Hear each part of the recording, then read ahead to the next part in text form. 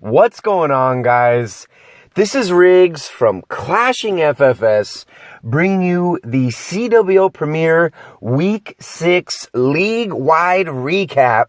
And what a crazy week that it was. Like we've seen in a few of these weeks already, a lot of surprises. And, I mean, not to mention upsets and just insane star totals. 11v11s, we got clans putting up 87 stars in some of these breakdowns, as we're going to look at in some of the highlighted wars coming very shortly in just a few minutes. And also, if you guys missed it, down in the description below, there's going to be a timestamp that we started back in week 5. So you can go ahead and scroll through what wars you want to look at to make sure you get that content that you want to see. So make sure you check that out in the description below. Okay, starting off, guys, in the standings. In the Wallbreaker division, we have War Addicts all by themselves, guys, sitting at 5-1. And we have Fysb, who's now at 3-3, but put up a huge victory this weekend over TWSS, which we will get into in a little bit. A huge victory for them and getting an 11v11 triple. They're in second place. Emphatic Fury also tied for second place, and they picked up a huge victory themselves, taking down Above and Beyond. So shout out to them and congratulations to them. And down in fourth place, we have Unius Exercitus sitting at 2-4.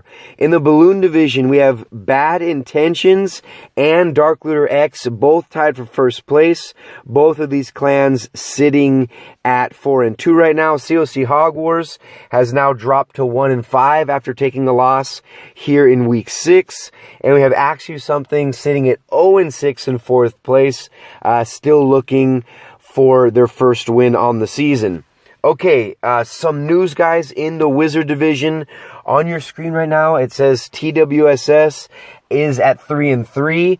Something that just happened a couple days ago. TWSS, unfortunately, has dropped out of the clan. Interestingly enough, so has Meet the King. So 2 clans in the Wizard division have now fallen down, and they are not going to be coming back into the league.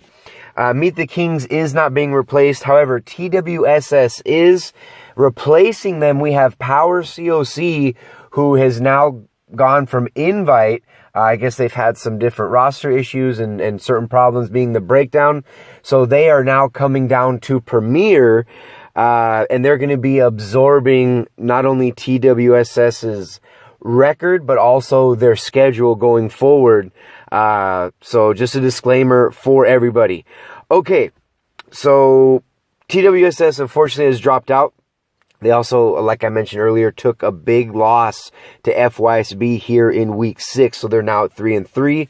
We have Above and Beyond, shockingly enough, who are also at 3-3 after taking a loss this last weekend in week 6. So they're at 3-3 as well. And we have CWC Brawlers, who are also at 3-3. And like I said, Meet the Kings are at 0-6. They'll just continue taking losses all the way through week 11. Okay, in the Healer division, we have King Jeffrey and FromMoltenLava, guys, both tied for first place, sitting at 4-2. And both of these clans also picked up wins here in week 6. And we have GaihaziBomber as well, who picked up a victory. They are now at 3-2 after losing their last 3 wars in a row. So they bounce back. And we have Art of War, who is in 4th place, rounding out the Healer division. They are sitting at 2-4. Okay, moving on over, going to be covering the next 4 divisions here in Premier, starting with Gunma Samurai, all alone in first place in the Dragon division. They also picked up a victory in week 6. They are sitting very well at 5-1 right now. We have Grumpy Old Men, who are sitting at 4-2. They took a loss. They were actually part of War of the Week. They took a loss against Swarm Synergy, but still going strong. They are at a very healthy 4-2 right now. We have Reddit Viper bouncing back. They are now at 3-3, who also took a victory over AssassinsCore in week 6 as well. And we have Valar Morghulis at 0-6, still looking for their first win on the season. Leading the P.E.K.K.A division, we have Varhaiseläke, who took down OneHive Genesis last weekend. That moves them up to 5-1, all alone in first place. We have North Awakens and Dragon Rejects. Both of these clans are at 3-3, tied for second. And we have Kornfeld, who is sitting at 1-5, rounding out the bottom of the P.E.K.K.A division. We have Swarm Synergy at 5-1 in first place in the Baby Dragon division. Again, they were part of War of the Week. They warred Grumpy Old Men, winning 87-84. I do have some footage from that war that we'll be getting into very shortly. But they are in first place. Göteborg's Kriega sitting at 3-3 in second place. And we have AssassinsCore and BD Unbeatables. Both of these clans currently sitting at 1-5. Now, covering the minor division, we have Forbidden, still the only undefeated clan here in Premier. They are 6-0. Again, all alone in first place. Tied, like we've always said, how competitive the minor division is. Yet again, we have Dark Avengers, OneHive Genesis, and Nottingham. All three of these clans currently sitting at 4-2 after the results of week 6. That is the standings here in CWL Premier, leading into week 7. So now we're going to go ahead and check out some incredible attacks from the highlighted wars coming from week 6. All right, guys, very first matchup that we are going to be getting into was the War of the Week, where we had Swarm Synergy, who took on Grumpy Old Men in what ended up being an incredible war. The final to this war, guys, 87-84. You're not going to believe these stats until we get into them right here. Starting off, the breakdown was also a little heavier than the traditional 4-10-16 breakdown. This war, like I said, they went a little heavier. The breakdown was 4-12-14, so they did have a couple extra Town Hall 10s on the map. But Swarm Synergy, yet again, guys, getting 6 10v10 triples, going 6 for 13, so almost hit at 50% on their 10v10s, their 10v11. They went 3 for 9. They went perfect on their dips, going 6 for 6, so hitting at 100%. And they also had an 11v11 triple. I went ahead and because they had so many 10v10s, the past couple weeks I've been showing that 11v11 triple, but I had to show their Town Hall 10 some love with this one, so that's what you guys are watching right now. We have Raul, who also 6-packed this war. Picking up 6 10v10s, I definitely wanted to cover one of those for you guys to check out. Grumpy Old Men, however, didn't have a bad war. They just played a very good Swarm Synergy. They had 3 10v10 triples. They cleared the 11s with their Town Hall 10s, going 4 for 8, and they only had 1 dip fail, going 7 for 8 on their dips. So shout out to both clans. Huge shout out to Swarm Synergy, but again, Grumpy Old Men still played a very, very good war, still picking up 3 10v10s. All right, guys, next up, we have FromMoltenLava, who took on CoC Hog Wars. FML getting the 5-star victory. The final to this war was 85-80. And FML put up very solid numbers in week 6. They didn't have 6 10v10s, but they did have 2 10v10s that they put up against CoC Hog Wars. They went 4 for 9 on their 10v11 game, and they only had 1 dip fail. So definitely not the best war a clan has ever had, but putting up 85 stars in the traditional 4-10-16 breakdown that gets ran in Premier, that is going to win you most wars, guys. Again, clearing the 11s with the 10s, having 1 dip fail, and picking up 2 10v10s. Again, 85 stars would win many of the wars from week 6. So shout out to them. CoC Hog Wars, didn't have the best war that they've had. Again, only putting up 80 stars. They unfortunately did not have a 10v10 triple this war. Where they really struggled was their 10v11 game, only going 2 for 17. Definitely one of the league lows here in week 6. So again, going 2 for 17, which ate up into their dips. They ended up having to use their Town Hall 11s to ensure 2 stars on the other 11s. So they ended up going 4 for 6. So they had 2 dip fails as well. And, you know, again, they only have 1 win on the season so far. So definitely have to figure out what is going on. We do know that they have had 10v10 triples in the season. And we know that they've beaten very, very tough clans. Remember, just a couple weeks ago, they took down Fysb. So they need to find out what the formula was to beat a clan like that and build off of it going further on into the season, and especially looking into week 7, what they can do to ensure their dip game gets nailed down and making sure that they get more of those 11s cleared with their Town Hall 10s. Best of luck to both clans going into week 7. All right, guys, next up we have Forbidden, who took on Dragon Rejects, and Forbidden still the only remaining undefeated clan here on the season. They are 6-0 going into this upcoming weekend, going into week 7, winning 86-84.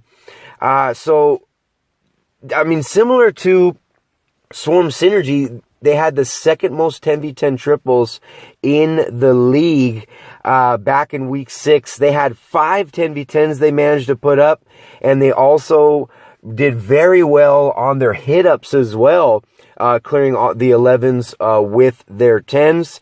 And they went 6 for 8 on their dip. So they still had 2 dip fails, but with those 10v10s, that's how they were able to edge out 86 stars, only leaving 1 Town Hall 10 left up on the map. No, it's 2 Town Hall 10s left up on the map. They spun a little heavier. Their breakdown was 4, 11, 15. So 1 Town Hall 10 heavier than the traditional breakdown. Dragon Rejects still putting up solid numbers though, you guys. They just ran into a very tough Forbidden clan. Dragon Rejects yet again putting up 3 10v10s. One disclaimer I did want to mention that I messed up back in the week 5 league recap. DR has been very solid with their 10v10s, averaging 2 10v10s each war. Where they had been struggling was on some of their hit-ups and some of their dips. However, in this week, they went 7 for 7 on their dips, hitting 100%, but still, their 10v11 game, they went 3 for 8. So they still left up one of those 11s. That's where their other Town Hall 11 hit went. Is the reason why they probably weren't 8 for 8 on their dips is they wanted to make sure that they cleared or made sure those 11s were doubled. And also getting a little higher percentage when you're hitting 11v11, getting, you know, a higher percentage in case there was going to be a tie. But still, DR putting up very solid numbers, you guys. Getting those 10v10s, pretty much every single war, all the way through week 6. So very, very solid. Want to get that out to you guys. But Forbidden still undefeated going into week 7, guys. Okay, next up we have Gunma Samurai, who took down BD Unbeatables. We were not very sure how BD Unbeatables was going to show up, considering the huge victory that they had back in week 5. But Gunma Samurai got the best of them, guys, winning this war 85-81. So a very solid 4-star victory for Gunma Samurai, who are also in first place, sitting very comfortably right now at 5-1. For the stats, they went they did have 1 10v10 triple, going 1 for 11. So quite a few attempts, but the attack you guys are watching on their screen was actually the only 10v10 triple of the entire war, seeing as BD Unbeatables was not able to get a 10v10. in this war. For Gunma Samurai, on their hit-ups, they did go 4 for 8. They went 4 for 8, so hitting at 50%. And they went 100%, guys, on their dips, going 100%, 8 for 8. So that only puts them in a very good position, again, adding that much pressure onto the enemy clan. Real quick, we'll go ahead and break down BD Unbeatable stats. Like I mentioned earlier, they were not able to get a 10v10 triple this war. On their hit-ups, definitely struggled, going 3 for 14. So that's why they didn't have that many 10v10 attempts, because so many of their attacks went in trying to get these 11s doubled with their Town Hall 10s. And on their dip game, they went 6 for 7, so only having 1 dip fail. But again, they tried for that 11v11 attempt, since the 10s were not able to get the doubles on Gunma Samurai's Town Hall 11s. And they spun the traditional breakdown, only managing 81 stars. As competitive as Premier is this season, you definitely have to put up more than 81 stars to get victories, or to get continuous victories in the season. Definitely have to put up more stars than that. Get their 10v10s back like they did back in week 5, and get back on track. All right, guys, next up we have King Jeffrey and Bad Intentions going head-to-head. They also spun a little heavier than the traditional Premier breakdown, spinning 4, 11, 15. Similar to the Forbidden and the Dragon Rejects breakdown. KJ continuing to pull off victories, you guys. Taking the victory over Bad Intentions, as we knew this was going to be a very close war, but winning 82-79, a very solid 3-star victory for King Jeffrey. They also picked up a 10v10 triple this war. That's what you guys are looking at on your screen right now. And they did manage to get all of Bad Intentions Town Hall 11s doubled with their Town Hall 10s. So did very, very well there. They did go 6 for 8 on their dips, having 2 dip fills. We do know that they have had a few wars this season so far where they've gone 100%. So with that 10v10 and clearing the 11s with their 10s, they definitely could have put up much more stars than this, even with having that heavier breakdown. But again, just having 2 dip fills, and still getting that 10v10 still put them in a very good spot. Bad Intentions, unfortunately, did not have a 10v10 triple this war. And where they really struggled, guys, was in the 10v11s. Again, one of the league lows for the week, going 1 for 17.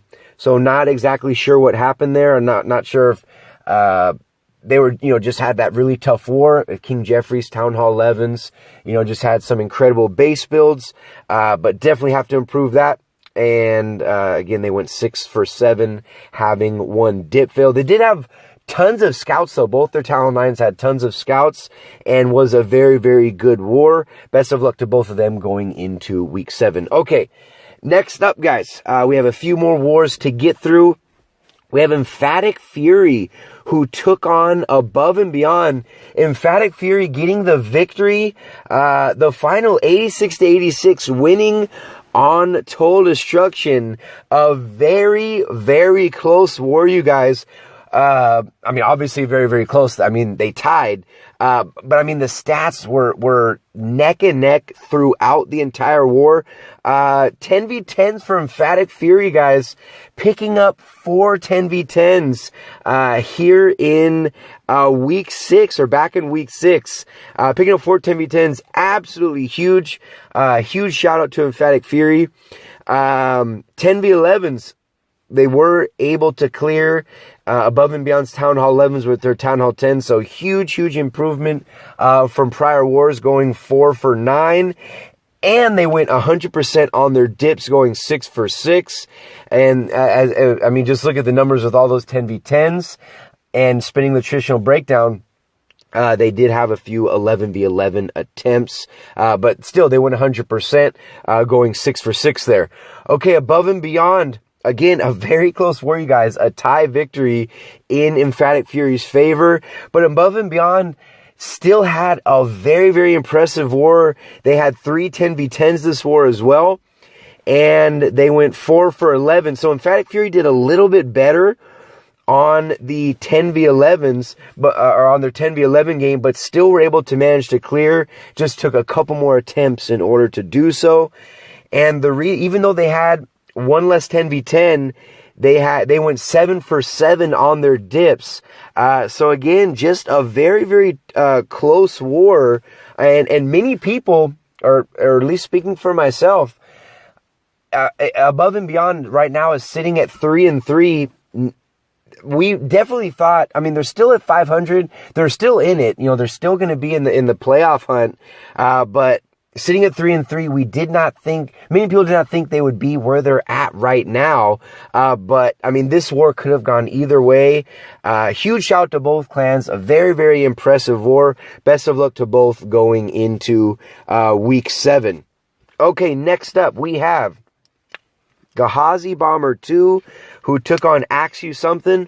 GaihaziBomber 2 was looking to snap a 3-war losing streak. Axeyousomethin looking to snap a 5-war losing streak. They are still looking for their first win of the season, seeing as GaihaziBomber took the victory, and they bounced back hard. The final 86-81, you guys, getting a 5-star victory over Axeyousomethin. So again, Axeyousomethin's struggles are continuing, at least through week 6, losing to GaihaziBomber. Either one of these clans, I mean, going into this war could have won, considering the struggles that GaihaziBomber 2 had been on the last few weeks. Again, they had lost their last 3 wars straight. Okay, the stats. GaihaziBomber 2 picking up 3 10v10s. The 10v11 game, they went 3 for 12. So they were not able to clear all of Axeyousomethin's Town Hall 11s with their Town Hall 10s, but they did go 100% on their dips, going 7 for 7, hitting at 100%. Axeyousomethin, unfortunately, was not able to get a 10v10 triple this war, and they hit exactly the same as GaihaziBomber on their 10v11 game, also going 3 for 12, and it came down to, I mean, GaihaziBomber getting 3 10v10s, absolutely huge, as they spun the 4-10-16 breakdown. And Axeyousomethin did have 2 dip fills going 5 for 7, still trying to figure out what is going on and trying to find their stride. Hopefully they can find it going into week 7, trying to get their first, in hopes to get their first victory so far on the season. Okay, guys, next up we have Varhaiseläke, who took on OneHive Genesis, and we knew how tough and how close this war was going to be. Varhaiseläke definitely outshining OneHive Genesis in this war. The final, guys, 86-82, Varhaiseläke putting up, getting a 4-star victory. So definitely not as close as many people thought. I mean, 4 stars was definitely huge. This was the traditional 4-10-16 breakdown. So Varhaiseläke was able to clear all of OneHive Genesis Town Hall 10s. Absolutely huge. They did have 3 10v10 triples this war. They cleared their OneHive Genesis Town Hall 11s with their Town Hall 10s, going 4 for 9, and only having 1 dip fail on their 11v10 game. Only having 1 dip fail. OneHive Genesis, where they struggled this war, guys, pretty much one of the only categories they struggled in, which was the big one, was 10v10s. And we know that they have been able to consistently get 10v10s, not just one, getting 2, 3, 4 10v10s. Unfortunately, they were not able to put up a 10v10 triple this war. And this is the second time that this has happened in the season. It happened, I believe, back in week 4. They were not able to get a 10v10 triple. So Varhaiseläke was able to stop them there. But it has been one of their strong suits throughout the season. Where they did perform very well, again, mirroring Varhaiseläke's hit on their 10v11s. They went 4 for 9 as well. So they were able to clear all of Varhaiseläke's 11s with their Town Hall 10s. And on their dips, they went 6 for 8. So between not getting those 3 10v10s and having one more dip fail than Varhaiseläke, that was the difference in the 4-star victory. So congratulations to Varhaiseläke getting the victory. Best of luck to both these clans going into week 7. All right, guys, we got a couple more matchups to cover before we wrap this up. And this was the big one.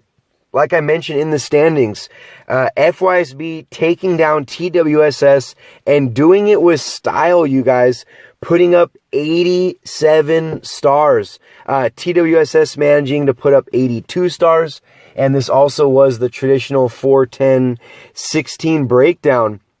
But Fysb definitely can say through week 6, in all honesty, inconsistency is the word that comes to mind. Reason being is we have seen them really struggle, not putting up 10v10s, having 3, 4, 5 dip fails, and then coming and putting up these numbers, you guys.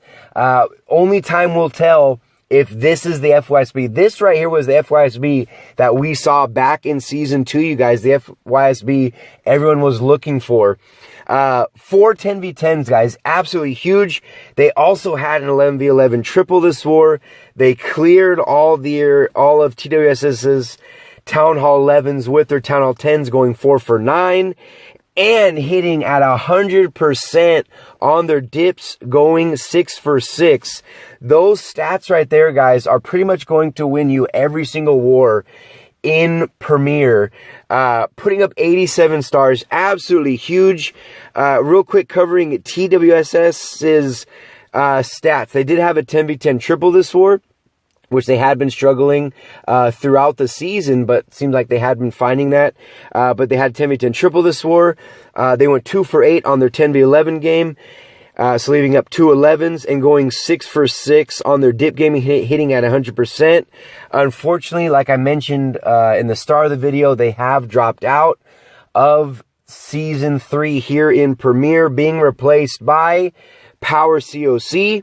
But definitely best of luck to them. Unfortunately, they did drop out, but Fysb going out with a bang here in week 6. This was the Fysb everybody was looking for, and we'll see what Fysb shows up in week 7. Okay, guys, as I'm going through this, this is going to be our last one before we wrap it up into what's coming in week 7. Reddit Viper, you guys, wait till you guys see this attack. Pay close attention to this attack while I go over the stats. Absolutely insane. Okay, Reddit Viper, huge victory, taking down AssassinsCore. And this was a really heavy breakdown at the end of the day. Breakdown to this war was 4-13-13.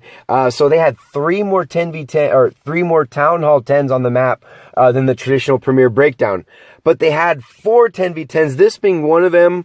Again, just watch, guys. It's really crazy. Okay, 10v11, huge improvement, going 4 for 13. So they were able to clear all of AssassinsCore's Town Hall 11s with their Town Hall 10s, only having 1 dip fail, going 7 for 8. AssassinsCore picking up a 10v10 triple as well. And they also were able to clear all of Reddit Viper's Town Hall 11s with their Town Hall 10s. And they had 2 dip fills going 6 for 8. But it came down to Reddit Viper's 10v10 triples, you guys, putting up 4. So definitely congratulations to Reddit Viper for putting up this huge victory. And best of luck to both of these clans going into week 7. And I hope you guys enjoyed this absolutely insane attack from Max.